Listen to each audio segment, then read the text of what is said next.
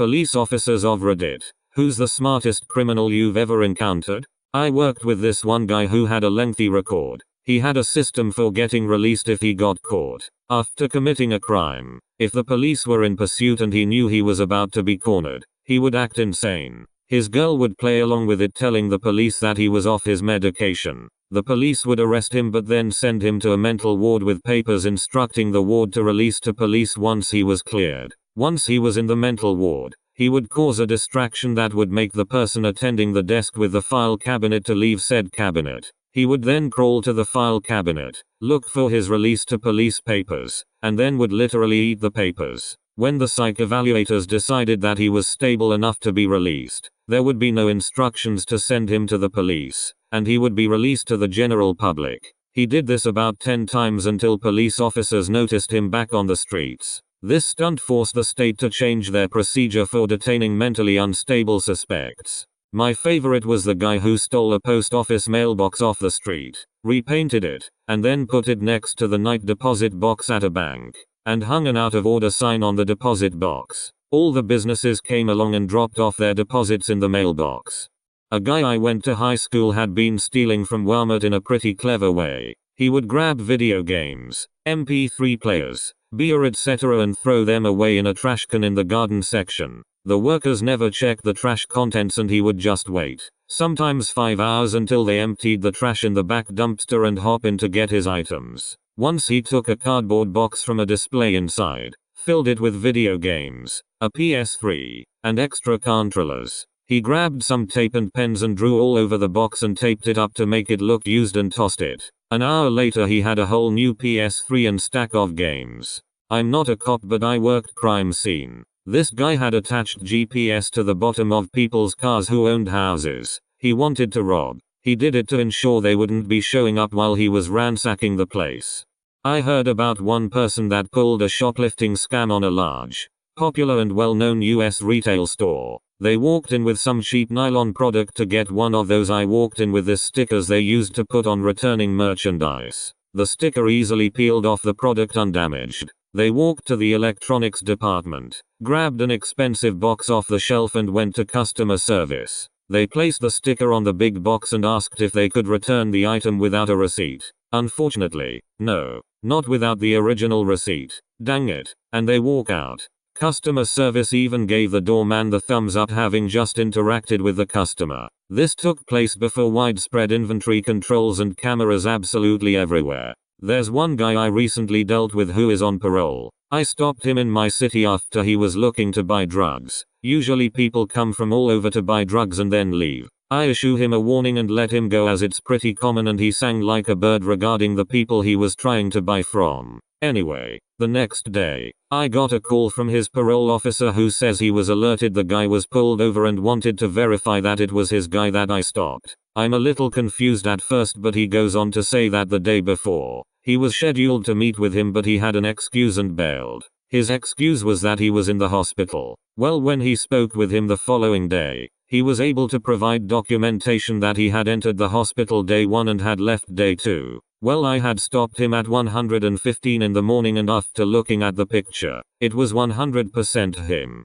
Turns out the guy had checked in then out of the hospital on day 1, then in and out again on day 2. He then rearranged half the paperwork to make it look like he was in the hospital overnight, which would make my car stop of him appear like I mixed him up with someone else, as well as give him a valid excuse to miss their meeting. Not sure what's gonna happen to that guy, but I thought it was pretty clever. I remember an officer telling me about a B&E alarm he and his team responded to. No one was there to report the alarm. It must have been a security monitoring company that called. When police showed up, everything seemed normal. Most lights were off, and there was an employee still working. Explains he was there working late and must have set off an alarm. They almost believed him until he said UHH before saying the name of the company he worked for. After that it was downhill, but with a little more research he would have pretty much gotten away with it.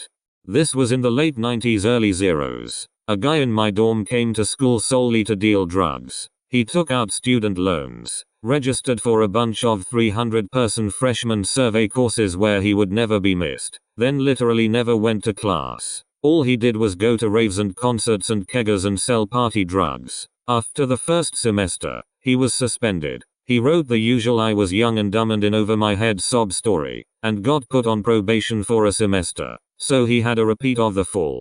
At the end of the year, he was kicked out, and didn't care. He made something on the order of $150K, in return for about $8K in student loans to cover a year of housing and tuition. So far as I know, he was never caught.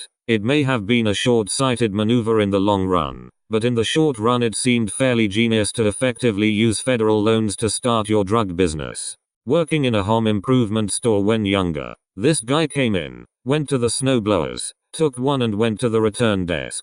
Said he wanted to return it but had no receipt. They told him you need a receipt, so he says okay, I'll be back, and wheels it off to car through the front door. He did this a few times apparently. Couple places even helped him load it back into his car. Most of them are really stupid, so this guy isn't a criminal mastermind, but here goes. He wanted to rob a jeweler's on our city's main street. So he found out the flat beside the jeweler's was empty and he hid there. For 2 weeks he triggered the alarm on purpose several times a night. Massive headache for the police and the business. We turned up to see nothing there. Nothing on cameras. Thought it was just a fluke, so the jewelers turned off the alarm system and said they'd wait until the morning to get a new one installed or that one rewired because something wasn't right. As soon as he heard that and the police leaving, he tore down the wall. Had already been working on this apparently, and robbed the place, taking his sweet time. Escaped without anyone noticing anything for hours, until the jewelers came back in the morning. Then he tried to resell something he stole which had a serial number on it and got caught. So not that smart after all. Good effort though.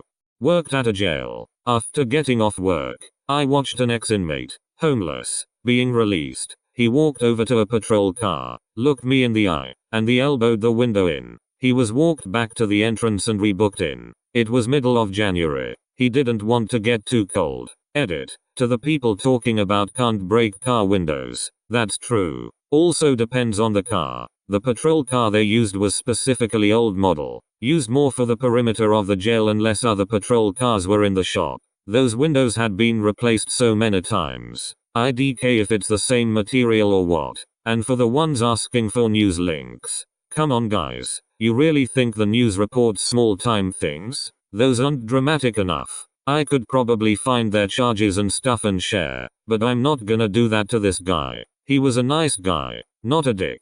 I'm not gonna put him on blast just to prove anything to people for karma or anything along those lines. A French thief who spent 10 years in prison became a comedian when he got out. One of his stories. Finds a building, goes in, chausses a floor and transforms the exit door into an extra apartment. Puts the apartment number, fake lock, welcome rug, etc. Puts an iPhone for sale. The person comes to buy it. He opens the door in a shower robe and says, "Give me 1 second. I am just gonna count the money." And poof. He's gone from the exit stairs. There's a golf course country club in my town that has a PGA tournament scheduled in the next couple years. They have a guy repeatedly breaking in overnight and just lounging around and eating food, all on camera. The club refuses to report it so they don't hurt their chances of the tournament coming. A friend of my brother moved to Israel where for a period of time it was acceptable to drive with an American driver's license. He was pulled over for speeding, and when asked for his license, gave the officer his Costco card.